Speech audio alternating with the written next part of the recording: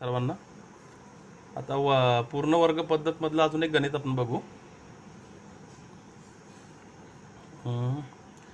हे बघा, 2y वर्ग अधिक 9y अधिक 10 बरोबर 0. आपल्याला सोडवायचे पूर्ण वर्ग पद्धतीने सोडवायचे, परफेक्ट स्क्वेअर मेथडने. ठीक आहे. तर आता ह्या गणितामध्ये बघा, इथं आपल्याला सुरुवातीला फक्त चल पाहिजे, दिसतंय का? इथं फक्त y पाहिजे. तर ह्याच्याबरोबरचा हा 2 आपल्याला नको आहे. मग ह्या दोननी काय करायचं, या सर्वांना भागायचं. या समीकरणाला जर 2नी भागलं, अशी स्टेप येईल. नंतर काय काय कट होईल, बे एक बे बे एक बे, यात काय जात नाही, बे एक बे बे पंचे 10. मग समीकरण येईल y वर्ग अधिक 9y अधिक 5 बरोबर 0. ठीक आहे.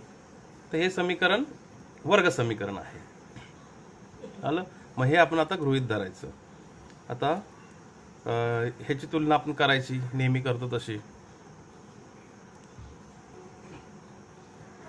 ह्या दोघांची y वर्ग अधिक 9y छेद 2 ची तुलना कशाबरोबर करणार, y वर्ग अधिक 2. मी काय सांगितलं होतं काल, y हा चल आहे, त्यानंतर पुढचं चल येईल z. y वर्ग अधिक हे हा सगळा पार्ट अधिक 9y छेद 2 ची तुलना आपण कशाबरोबर केली, ह्याच्याबरोबर करून. तर तुलना केल्यावर आपल्याला काय भेटेल, या दोन्ही गोष्टी सेम आहेत, y वर्ग y वर्ग. म्हणजे इथं काय राहिला, हा 9y छेद 2 बरोबर 9y छेद 2 राहिले ना. तर ह्याची इक्वेट कुणाबरोबर होईल, ह्याच्याबरोबर होईल, 2yz. म्हणजे हे दोघांची इक्वेट केलं आपण, हे दोन्ही गोष्टी सेम आहेत. नंतर इथं आपण आता y हा चल आहे, तर इथं पुढचा चल जो आहे झेडची किंमत काढायची. म्हणजे झेड एका साईडला ठेवला, एका बाजूला ठेवला, आणि बाकी सर्व गोष्टींना, म्हणजे इथं कोण आहे 2y ला ह्या बाजूला आपण ट्रान्सफर केलं. तर हा असंच राहील 9y छेद 2. आता हा 2y तिकडे गेल्यावर होईल त्याचा रेसिप्रोकल 1 छेद 2y. मग इथं काय कॅन्सल होतं का बघा, y कॅन्सल होईल, आणखी काय कॅन्सल होत नाही. म्हणून झेडची किंमत येईल 9 छेद 2×4 आली. ठीक आहे. आता इथं आपण काय करायचं, झेडचा वर्ग काढून घ्यायचा. झेडचा वर्ग म्हणजे ह्या सगळ्यांचा वर्ग, 9चा वर्ग 81 छेद 4चा वर्ग 16. ही आली आपल्याला झेडची किंमत. नंतर काय करायचं, आपण ही जी झेडची किंमत आलेली आहे, ही आपण ह्या समीकरणात तिसरं पद म्हणून बेरीज देखील करायची आणि वजाबाकी देखील करायची. ठीक आहे. मग आता पहिलं ते समीकरण आपण लिहून घेऊ. आता हे समीकरण लिहून घेऊ, हे दुरुस्त केलेलं आपण हे. ठीक आहे. आता y स्क्वेअर प्लस 9y छेद 2 अधिक 5 बरोबर 0. आता ह्याच्यामध्ये आपण हे पहिलं पद, दुसरं पद, तिसरं पद हे टाकायचं, हे प्लस आणि मायनस.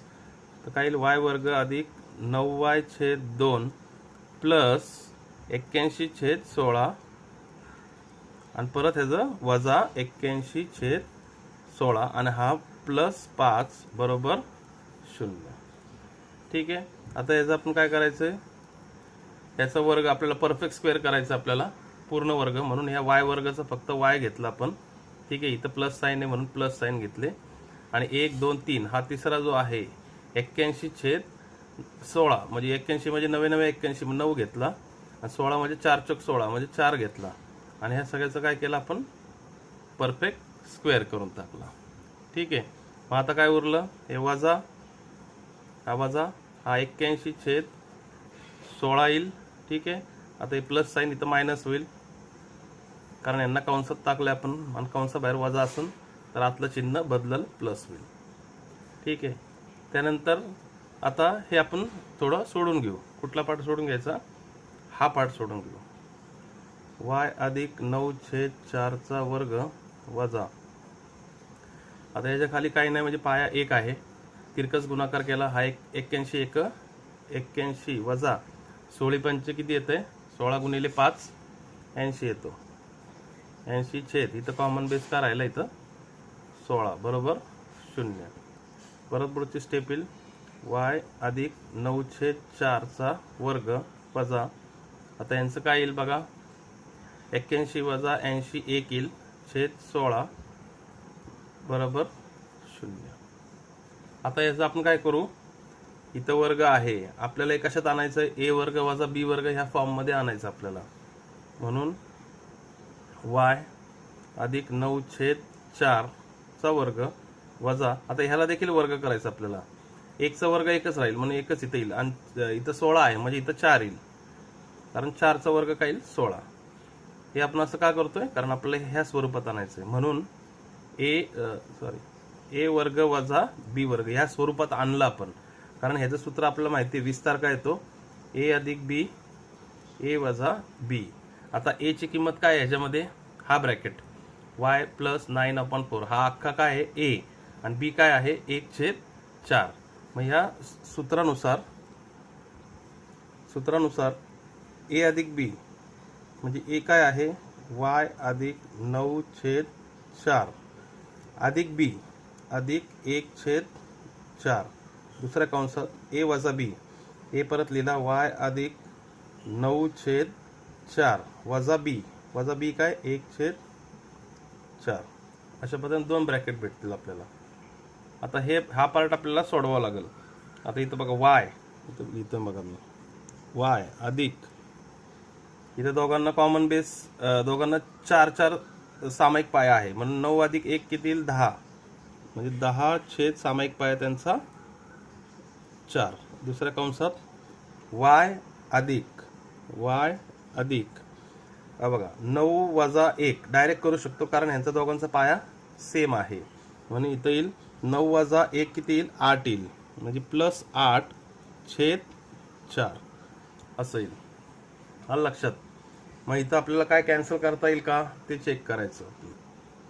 काय कॅन्सल होतंय हे बघा इथं, बे दुने 4 अरे बे पंचे 10, इथं 4 आहे ना, मग 4 1 4 4 दुने 8, मग काय उरलं y अधिक 5/2 एका कंसात आणि दुसऱ्या कंसात y अधिक 2 हे उरलं. नंतर हे सेपरेट आपण केले,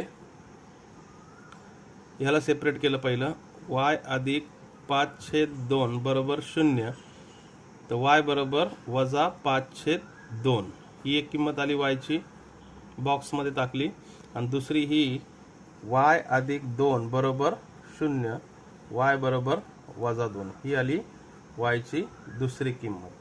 अशा पद्धतीने हे जे आलेले आहेत हे आलेले आहेत आपले फॅक्टर्स, हे आले आपले काय फॅक्टर्स म्हणजे अवयव आलेले आहेत. ओके, तर खाली तुम्ही लिहू शकता दिलेल्या वर्ग समीकरणाचे अवयव वजा 5/2 व वजा 2 आहे. ठीक आहे. आता आपण बघणार आहे तिसरी पद्धत वर्ग समीकरण सोडवण्यासाठी. तिसरी पद्धत म्हणजे फॉर्म्युला मेथड किंवा मराठीत आपण म्हणतो त्याला सूत्र पद्धती. ठीक आहे. एक गणित लिहू आपण, नंतर तुम्हाला सांगतो मी. त्याचं पहिलं गणित आपण लिहून घेऊ. x वर्ग अधिक 6x अधिक 5 बरोबर 0. हे सूत्र पद्धत जे नावातच आहे सूत्र, मग त्याच्यामध्ये एक सूत्र आहे ते आपल्याला लक्षात ठेवावं लागेल, पाठ करावं लागेल. आता इथं चल काय आहे म्हणून सूत्र येईल x बरोबर, जर चल y असेल तर सूत्र येईल y बरोबर. आलं लक्षात. तर x बरोबर सूत्र लक्षात ठेवा, पाठच करून टाकायचंय, वजा b प्लस मायनस, लक्षात ठेवा दोन्ही चिन्ह आहे, plus minus, minus b plus minus वर्गमुळात b वर्ग वजा 4ac छेद 2a. आलं लक्षात सूत्र. हे सूत्र आहे. या सूत्राच्या मदतीने आपण वर्ग समीकरण सोडू शकतो सूत्र पद्धतीने. ओके, तर याच्यामध्ये जर नीट पाहिलं तर याच्यामध्ये आपल्याकडं हे बघा इथं a आहे, इथं b आहे, इथं c आहे, म्हणजे आपल्याला गरज भासणार आहे a b c ची गरज भासणार आहे आपल्याला. पण प्रथम आपण a b c किंमत काढून घेणे. a b c कशी काढणार, ax वर्ग अधिक bx अधिक c बरोबर तुलना करून तुम्हाला मी अगोदर सांगितलं हे जे आहे त्याचं सामान्य रूप आहे वर्ग समीकरणाचं स्टँडर्ड फॉर्म.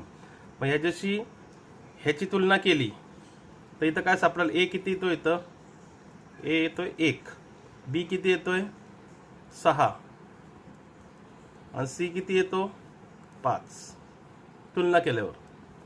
ठीक आहे. तर प्रथम काय केलं? पहिलं सूत्र माहित पाहिजे. x is equal to minus b plus minus under root b square minus 4ac upon 2a. ठीक आहे. मग तुलना करायची स्टँडर्ड फॉर्म बरोबर आणि ए बी सीच्या किमती आपण प्रथम काढून घ्यायच्या. आता ह्याच्यानंतर ह्या सूत्रामध्ये असणारा हा जो भाग आहे हे बघा, हा भाग जो आहे हा वर्गमुळातला हा ह्याची किंमत पहिली काढून घेणे. म्हणजे वर्गमुळात कोण आहे? बी वर्ग वजा 4ac ह्याची पहिली किंमत काढून घेणे. बी वर्ग वजा 4ac बरोबर ही किमती टाकायच्या फक्त. बी ची किंमत काय आहे? बी ची किंमत 6 आहे. किती आहे? 6 आहे. तर बी वर्ग म्हणजे 6 वर्ग वजा 4ac म्हणजे 4 गुणिले ए 1 आहे आणि सी 5 आहे. तर किती आली किंमत? 6 6 36, 36 वजा 5 चौक 20. तर हे किती आलं? 16 आलं ना. तर बी वर्ग वजा 4ac याची किंमत किती आली? 16 आली. ठीक आहे. आता हे सूत्र आपण खाली लिहून घेणे. x बरोबर वजा बी प्लस मायनस वर्गमुळात बी वर्ग वजा 4ac छेद 2a. नंतर या किमती त्यामध्ये टाकणे. x बरोबर हे बघा वजा बी, हा जो वजा आहे हा ऑलरेडी सूत्रामधला वजा आहे लक्षात ठेवा. तर वजा बी, तर वजा बी किती तुमचा 6 आहे. तर इथे येईल वजा 6 प्लस मायनस वर्गमुळात काय? बी वर्ग वजा 4ac हे ऑलरेडी आपण इथं किंमत अगोदर काढून ठेवली. किती आली? 16. तर इथं टाकली आपण ही 16 छेद 2a. ए किती आहे? 1च आहे. मग इथं किती येईल? 2 असेल. ठीक आहे. नंतर हे पुढं सोडवायचं. x बरोबर वजा 6 प्लस मायनस वर्गमूळ 16 आहे. वर्गमूळ 16 किती येतो? 4 येतो ना. 4 चौक 16 म्हणजे ह्याचा वर्गमूळ काय येतोय? 4 येतोय छेद 2. आलं लक्षात? आता हा भाग बघा प्लस मायनस आहे म्हणजे वजा 6 प्लस 4 छेद 2 आणि वजा 6 वजा 4 छेद 2 हे दोन्ही आपण सेपरेट करू शकतो. इथं लिहू शकतो x बरोबर वजा 6 प्लस 4 छेद 2 आणि x बरोबर वजा 6 वजा 4 छेद 2. काय केलं आपण? प्लस मायनस सेपरेट केलं आपण. ठीक आहे. आता याच्यानंतर आपण हे जो वरचं सोडवा. x बरोबर वजा 6 अधिक 4 किती येतो? वजा 2 येतो ना छेद 2. आणि इथं सोडवलं तर काय येतं? x बरोबर वजा वजा म्हणजे बेरीज येईल वजा 10 छेद 2 येतो. कॅन्सल काय होतंय का? इथं बघा 1 कॅन्सल होतंय. 5 1 5 5 2 10. मग x बरोबर इथं राहतो वजा 1 आणि x बरोबर वजा 2. इथं किंवा शब्द पण टाकू शकता तुम्ही. और त्याला काय और पण म्हणू शकता तुम्ही. तर x ची किंमत काय आली? वजा 1 किंवा वजा 2. ठीक आहे. म्हणजे दोन्ही किमती आल्यात. ही किंमत गृहीत धरली तर ही नाही घ्यायची. म्हणजे याचा अर्थ असा झाला किंवा ही किंमत गृहीत धरली तर ही नाही घ्यायची. तर आपण काय करायचं आहे? इथं 2 आपली उत्तर आलेले आहेत. कळलं का? तर हे आपलं फायनल उत्तर आलेलं आहे. मग शेवटी दिलेल्या वर्ग समीकरणाची मुळे काय आहेत? वजा 1 आणि वजा 2 आहे. आलं लक्षात? ठीक आहे. इथं जरा हे बघा इथं 2 आहे. आपण 2 लिहायला पाहिजे होतं. बे 1 बे बे 5 इथं 5 येईल म्हणजे इथं 5 येईल. आलं का? तर तुमची वर्ग समीकरणाची मुळे आहेत वजा 1 व वजा 5. The roots of the given quadratic equation are -1 and -5. पुढचं गणित बघा. कशाने सोडवायचं? सूत्र पद्धतीने आपलं सोडवायचं. तर प्रथम काय करायचं? आपल्याला सूत्र लिहायचं. सूत्र काय आहे? चल काय? x आहे. x बरोबर वजा b प्लस मायनस वर्गमुळात b वर्ग वजा 4ac छेद 2a. नंतर काय करायचं? abc ची किंमत काढायची. आता इथं तुम्ही लिहायचं इथं ax वर्ग अधिक bx अधिक c ची तुलना ह्या समीकरणाबरोबर असं असं हे लिहायचं केली तर तुम्हाला काय भेटेल, a ची किंमत भेटेल तुम्हाला इथं बघा 1 भेटेल, b ची किंमत काय भेटेल -3 आणि c ची किंमत काय भेटेल -3. ठीक आहे. a ची किंमत किती आली 1, b ची किंमत किती आली b ची किंमत -3 आणि c ची किती आली -2 आलेली. ठीक आहे. आता मी काय सांगितलं पहिलं हे कंसातलं जे हे वर्गमुळात जे आहे b वर्ग वजा 4ac याची किंमत काढून घेणे प्रथम. b वर्ग वजा 4ac बरोबर b वर्ग म्हणजे -3 चा वर्ग. ठीक आहे. -4ac म्हणजे 4 × a 1 आहे आणि c किती आहे -2 आहे.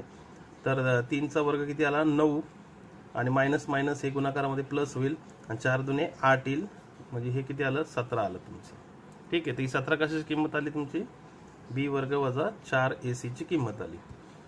आता सूत्र लिहून घेणे x बरोबर -b प्लस मायनस वर्गमुळात b वर्ग वजा 4ac छेद 2a.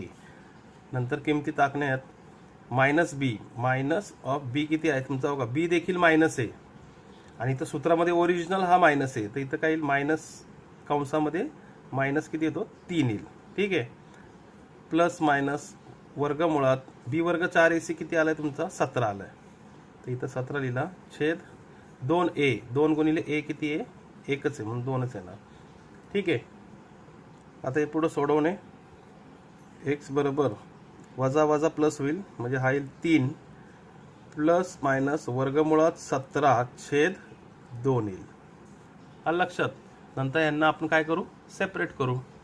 सेपरेट केल्यावर काय होईल म्हणजे असं सेपरेट करा x बरोबर 3 प्लस वर्गमूळ 17 छेद 2 आणि किंवा x बरोबर 3 वजा वर्गमूळ 17 छेद 2. आलं. आपण सेपरेट केलं इथं त्या दोघांना. आता यात काय कॅन्सल होतंय का काहीच कॅन्सल होत नाही म्हणजे हेच तुमचे फायनल आन्सर. मग हे जी रेस मारली याच्याऐवजी तुम्ही किंवा देखील लिहू शकता. हे बघा मी दाखवतो x बरोबर 3 अधिक वर्गमूळ 17 छेद 2 किंवा x बरोबर 3 वजा वर्गमूळ 17 छेद 2 म्हणजे इंग्लिशमध्ये ऑर शब्द आहे. ठीक आहे. हे आलं तुमचं फायनल आन्सर. इथं लास्टला तुम्ही लिहू शकता. म्हणून वर्ग समीकरणाची मुळे 3 अधिक वर्गमूळ 17 छेद 2 आणि 3 वजा वर्गमूळ 17 छेद 2 आहे. आता आपण बघणार आहे वर्ग समीकरणांच्या मुळांचे स्वरूप nature of roots of quadratic equation. ते समजून घेण्यासाठी हे पहिलं आपल्याला माहित पाहिजे हे जे आपण काढलेलं होते याची किंमत b वर्ग वजा 4ac बरोबर. तर ह्याला आपण काय म्हणतो विवेचक म्हणतो. काय म्हणतो विवेचक कळलं का. याला आपण विवेचक म्हणतो डिस्क्रिमिनंट. आणि हा विवेचक जो असतो हा ह्या अक्षराने दर्शवतात. हे अक्षर म्हणजे त्रिकोण. तर ह्या त्रिकोणाला ऍक्च्युअली काय म्हणतात डेल्टा. काय म्हणतात डेल्टा. ठीक आहे. म्हणजेच हे म्हणजे काय डेल्टा. डेल्टा बरोबर b वर्ग वजा 4ac. ठीक आहे. आता वर्ग समीकरणांचे मूळ कशी आहेत त्यांचं स्वरूप कसं आहे हे तुमच्या विवेचक जो आहे तुमचा डेल्टा जो आहे त्याचं उत्तर काय येईल त्यानुसार त्याचे मूळ ठरतील. मी तुम्हाला सांगतो. पहिली केस हे बघा b वर्ग वजा 4ac ची किंमत तुमची जर 0 आली काय सांगतो मी जर इथं लिहिलं मी जर इफ b वर्ग वजा 4ac म्हणजेच काय तुमचा डेल्टाची किंमत तुमची जर 0 आली तर त्यावेळेस तुमचे ते वर्ग समीकरणाची मुळे कशी असतील त्यावेळेस मुळे कशी असतात वास्तव व समान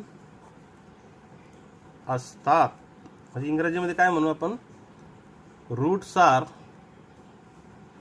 वास्तव म्हणजे काय रियल अँड समान म्हणजे काय इक्वल.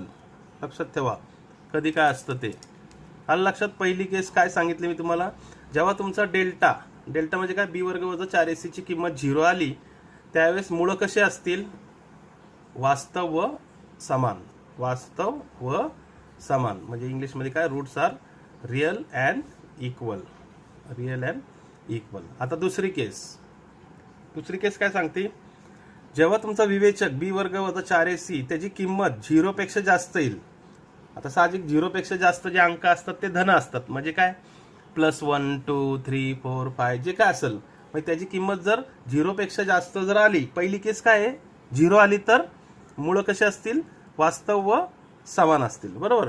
जेव्हा त्याची किंमत 0 पेक्षा जास्त येईल त्यावेळेस मूळ कसे असतील, धन असतील साहजिकच. पण त्यांचं स्वरूप कसं असेल, त्यावेळेस मुळे काय असतील, वास्तव व असमान असतील. वास्तव व असमान असतात. आलं लक्षात. इंग्लिश में काय म्हणू, त्यावेळेस रूट्स आर, वास्तव म्हणजे रिअल आणि असमान म्हणजे अनइक्वल. आलं लक्षात. ही आहे दुसरी केस. काय दुसरी केस सांगते, विवेचक जर 0 पेक्षा जास्त असेल त्यावेळेस तुमचे मूळ कसे असतात, वास्तव व असमान. अगोदरच्या केसमध्ये काय होतं, वास्तव व समान. आता काय आहे, वास्तव व असमान म्हणजे काय, रिअल अँड अनइक्वल. आता तिसरी केस काय आपण बघू, 3च केस आहेत त्यात. तिसरी केस, जेव्हा तुमचा विवेचक म्हणजे डेल्टा त्याची किंमत 0 पेक्षा कमी असेल. हे काय 0 पेक्षा कमी, 0 पेक्षा कमी म्हणजे काय, ऋण संख्या, -1 -2 -1.5 -3 जे काय ते वजामध्ये उत्तर आलं तुमचं विवेचकचं, त्यावेळेस तुमची मुळे कसे असतात, त्यावेळेस मुळे असतात, मुळे वास्तव संख्या नसतात. म्हणजे इंग्लिशमध्ये काय आहे, रूट्स आर नॉट वास्तव, वास्तव म्हणजे काय, रिअल. आली तिसरी केस समजून. जेव्हा तुमच्या विवेचकाची किंमत, ही दुसरी आली, ही तिसरी, 0 पेक्षा कमी असेल त्यावेळेस मूळ कसे असतात, वास्तवच नसतात ते, म्हणजे वास्तव संख्या नसतात, म्हणजे ते आर नॉट रिअल. ह्या 3 केसेस आहेत, लक्षात ठेवा. हे आपल्याला माहीत पाहिजे, कारण ह्याच्यावर आता गणितं आहेत ज्याच्यामध्ये आपल्याला सोडवायला लावतील सगळे, म्हणजे नेहमीप्रमाणे सोडवतो आपण तसं सोडवायला लावतील ते. आणि पुढं मग एक प्रश्न टाकतील ते, की मुळांचे स्वरूप कसे असेल. तर साहजिकच मुळांचं स्वरूप कशावर अवलंबून आहे, ह्या 3 केसेसवर अवलंबून आहे. ठीक आहे. तर याच्यावर आधारित प्रश्न बघा काय सांगतात. विवेकाच्या किमतीवरून पुढील वर्ग समीकरणांच्या मुळांचे स्वरूप ठरवा. म्हणजे decide the roots, nature of the roots. कळलं का. विवेकाच्या किमतीवरून म्हणजे तुमचा जो डिस्क्रिमिनंट आहे, डेल्टा आहे, त्याच्यावरून तुम्ही डिसाइड करायचंय the nature of the roots, म्हणजे रूट्स कसे असतील. मागाशी आपण 3 केसेस सांगितल्या होत्या. ठीक आहे. तर तुम्हाला आता समजा एक गणित दिलंय बघा, x² वजा 4x अधिक 4. तर आपल्याला काय काढायचं, पहिलं विवेचक काढायचं. विवेचक म्हणजे काय, डेल्टा. डेल्टा बरोबर b² वजा 4ac. तर प्रथम आपण ऍक्च्युली याच्या अगोदर abcच्या किमती काढून घेणे. तर b किती आहे तुमचा, -4 वजा 4ac, 4 × a 1 आहे, आणि c किती आहे, 4 आहे, इज इक्वल टू 16 वजा 16. किती आला डेल्टा, डेल्टा तुमचा 0 आला, म्हणजे तुमचा विवेचक किती आला, 0 आला.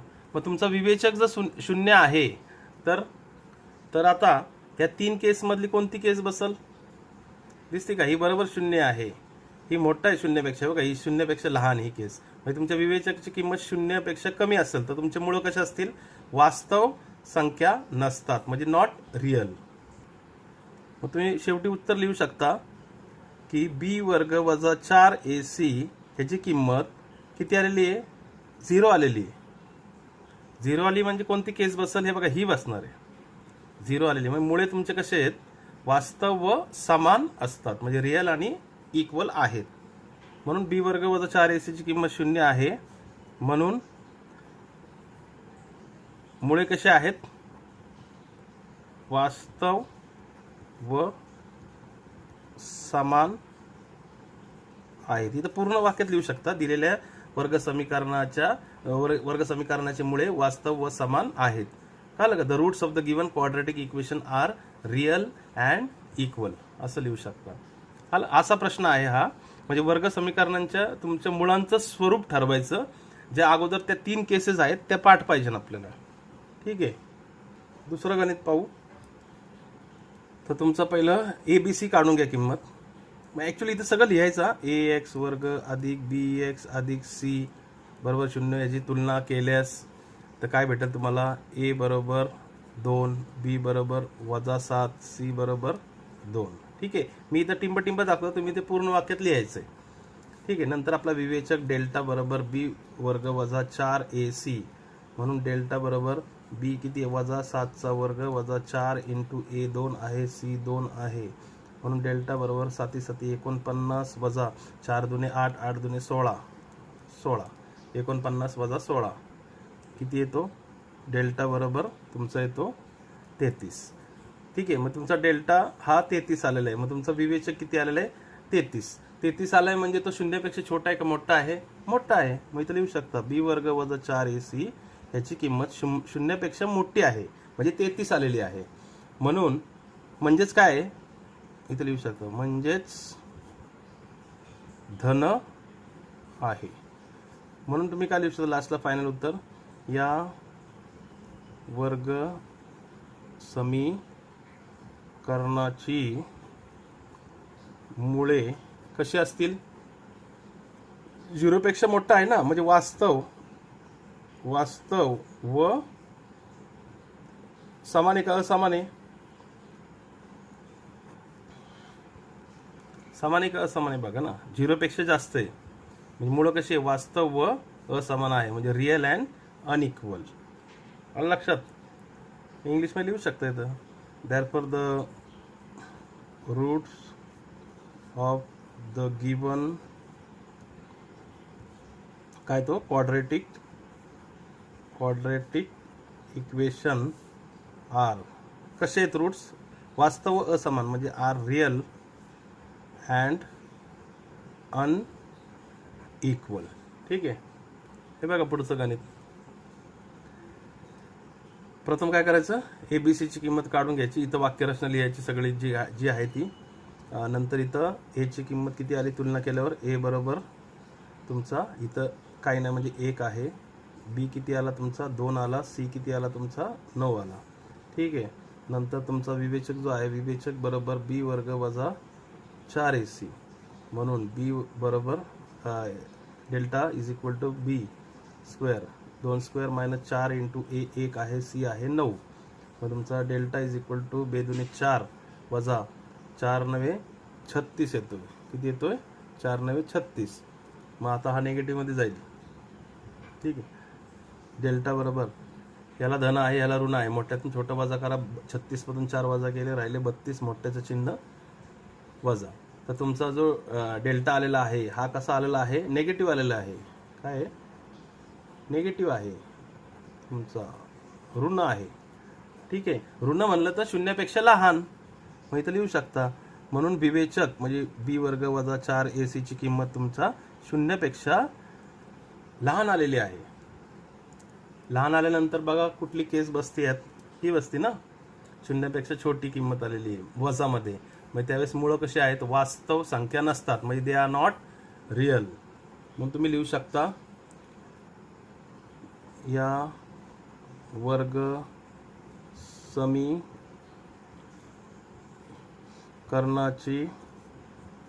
मुळे कशी आहेत? वास्तव संख्या नाही. वास्तव संख्या नाहीत. इंग्लिश में क्या लिया? Therefore the roots of the given quadratic equation are काय? Not real. आलं लक्षात?